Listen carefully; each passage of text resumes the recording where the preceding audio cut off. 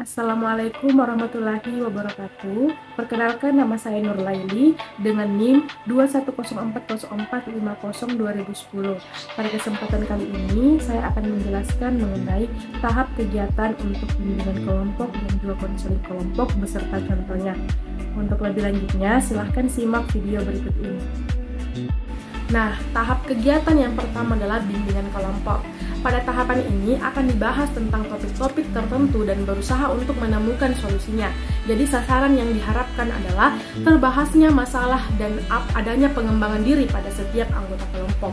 Nah, kegiatan yang dilakukan pada tahap ini adalah yang pertama mengemukakan topik-topik yang akan dibahas dan menemukan satu topik yang akan dibahas. Kemudian yang kedua, menetapkan topik yang akan dibahas terlebih dahulu. Yang ketiga, anggota membahas topik secara mendalam dan tuntas. Yang keempat, kegiatan selingan. Sebagai contoh, konselor atau guru BK dapat mengemukakan dulu tentang topik yang akan dia bahas pada kegiatan kali ini. Contoh, baik sebelum kita memulai, apakah di sini sudah ada yang pernah dengar tentang SNBT? Nah, kemudian guru BK dapat memberikan juga gambaran mengenai topik tersebut. Kemudian dibahas bersama anggota kelompok yang lain. Misalnya, iya ibu, saya dengar SNBT itu pengganti dari SBMPTN ya bu.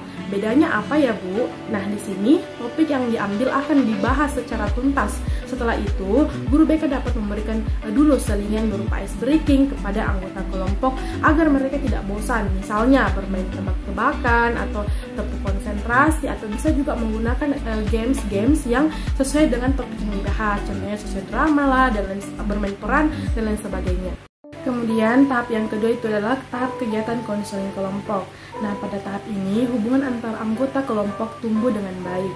Jadi pemimpin kelompok akan mengambil alih dan menjelaskan pada awal dan kedua tentang jenis dan kegiatan kelompok, apa yang akan dijalani kelompok pada tahap ini. Nah, adapun kegiatan yang akan dijalankan dalam kegiatan ini terdiri dari beberapa hal, di antaranya adalah sebagai berikut. Yang pertama, mengemukakan masalah. Pada tahap ini semua kelompok diajak untuk mengemukakan permasalahannya, apa yang dia rasakan cukup baik dijadikan sebagai topik.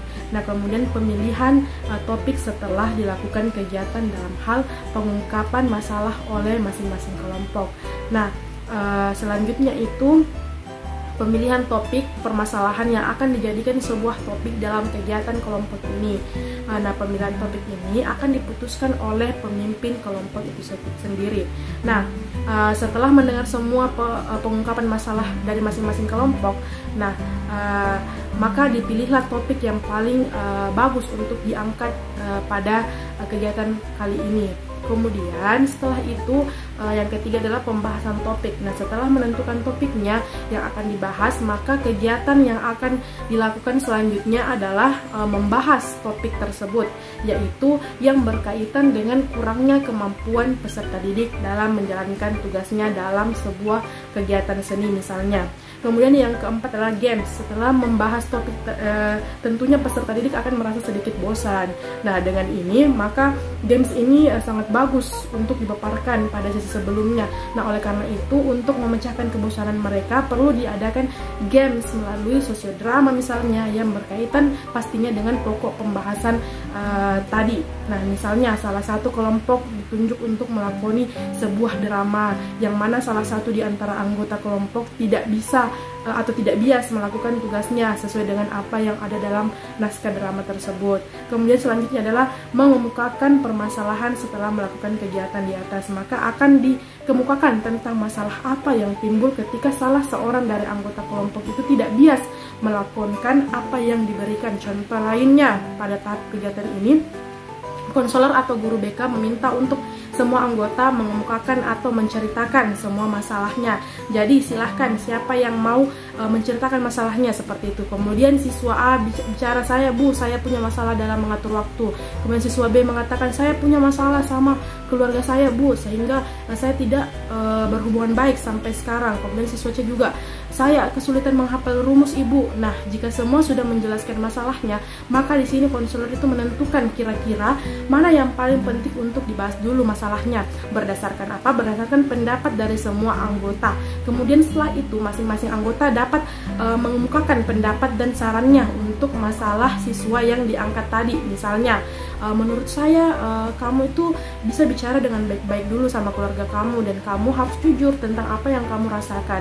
Nah, setelah semua pendapat dan saran masuk, maka konselor menyerahkan kembali ke siswa tersebut untuk memilih saran yang mana mau dia coba dulu, seperti itu. Jadi pada tahap kegiatan ini harus dulu dikemukakan masalahnya apa, kemudian konselor yang tentukan masalah ini yang bagus diambil, ataukah juga bisa menggunakan pendapat para anggota kelompok, kira-kira masalah yang mana dulu ya yang bagus kita tangani. Kemudian setelah itu masing-masing anggota kelompok mengeluarkan saran-sarannya, kemudian siswa yang diangkat masalahnya ini memilih saran mana yang mau dia pakai.